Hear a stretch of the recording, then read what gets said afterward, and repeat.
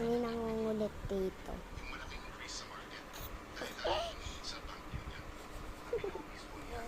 Ayun na nangungulit.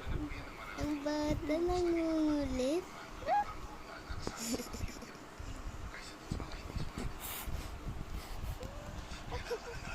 Ayan.